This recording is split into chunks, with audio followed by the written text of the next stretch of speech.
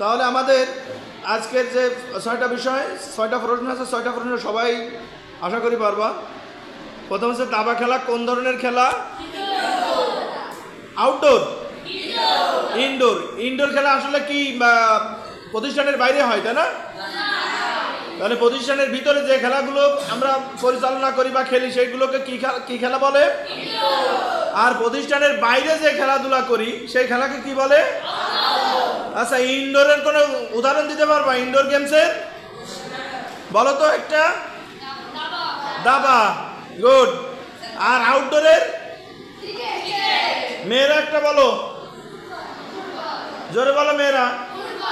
Football, good. এবার indoor খেলার কারণে ইনডোর খেলার কয়েকটি নাম বলতে হবে। ইনডোর খেলার কয়েকটি নাম বলবা। মেয়েরা একজন সামনে দাঁড়ায় বলবা ইনডোর খেলার দুটো নাম। যে কোনো একজনে দাঁড়াও, বলো। দাবা, লুডু, গুড, ধন্যবাদ, বসো। আউটডোর খেলার যেহেতু আমরা নাম জানিছি, এবার ব্যাডমিন্টন খেলায় সেট বা গেম হয় কত পয়েন্টে? কত পয়েন্টে?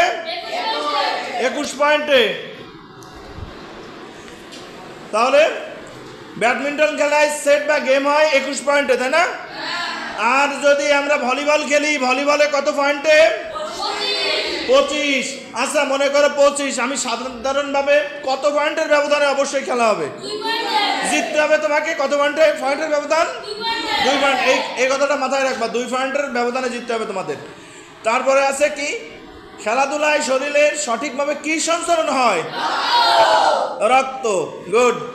নিয়ম কানুন মেনে খেলার কারণে কি জন্মে আমাদের ভিতরে? শৃঙ্খলাবোধ।